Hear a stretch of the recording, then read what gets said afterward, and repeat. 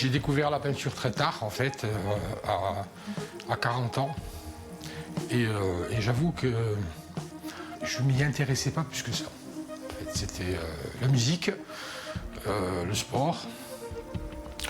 Et puis, un jour, il y a eu un déclic. J'ai lu un article sur William Turner. Et en voyant ses œuvres, je me suis dit, oui, voilà, ça, c'est plus que de la peinture. En fait, c'est du cinéma. La peinture en mouvement, où on voyait des scènes. Et je me suis dit, c'est ça, j'aimerais bien essayer. J'ai essayé, et puis, au fur et à mesure, je me suis pris un petit peu au jeu.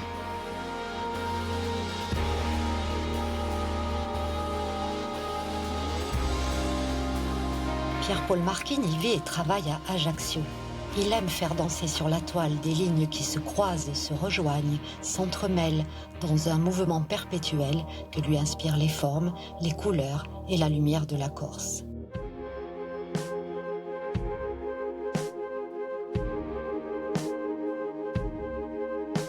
J'avais des choses à dire en fait, et notamment au niveau de la Corse, j'avais beaucoup de choses dans le cœur à dire et à faire valoir, parce que bon,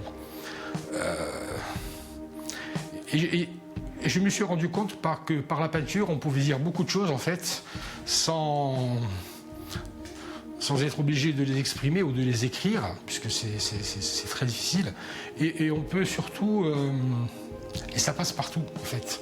C'est un langage qui est international. Bon, après, il faut essayer parfois de l'expliquer, mais en fait, c'est inexplicable, quoi. Voilà, c'est le ressenti qui est important.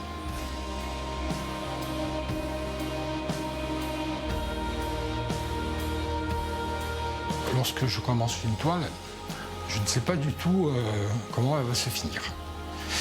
Donc, alors déjà, il faut que ce soit le bon moment, il faut que ce soit la bonne expression qui arrive. Et à ce moment-là, je choisis juste les couleurs, et encore que bien souvent, je change. Et en fait, j'exprime ce qui vient de mon intérieur.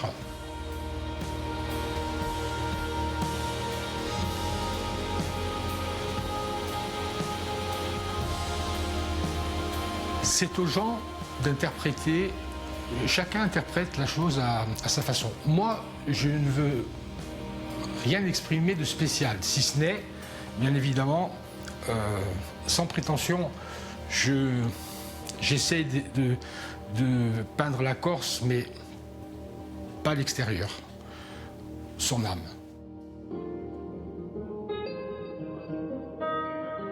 Pierre-Paul Marquine est né le 16 février 1961 à Ajaccio. Amateur de musique, de cinéma et de littérature, c'est assez tard qu'il débute la peinture en autodidacte. Très inspiré par les impressionnistes, il passe rapidement du figuratif à l'abstrait et développe au fil des ans sa technique particulière à l'huile et au couteau, aux effets parfois psychédéliques, dans un style très personnel, pour nous livrer sa vision onirique de la Corse. Un style qui surprend et qui séduit, l'amenant à exposer en Corse, en France, mais aussi en Italie et jusqu'à New York.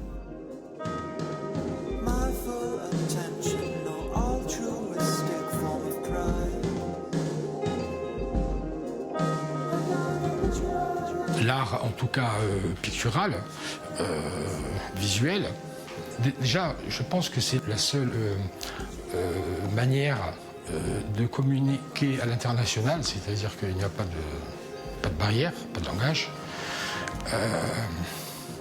Il me semble aussi que ça a été la première, le premier échange entre les peuples, puisque à la préhistoire, déjà, ils dessinaient des histoires avant même l'écriture. Et je pense que c'est en fait un grand moyen de communication, mais surtout de communication paradoxalement intérieure. C'est-à-dire que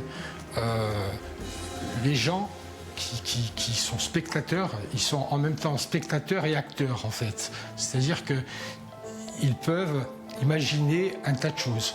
Pour moi, c'est une fenêtre sur l'imaginaire.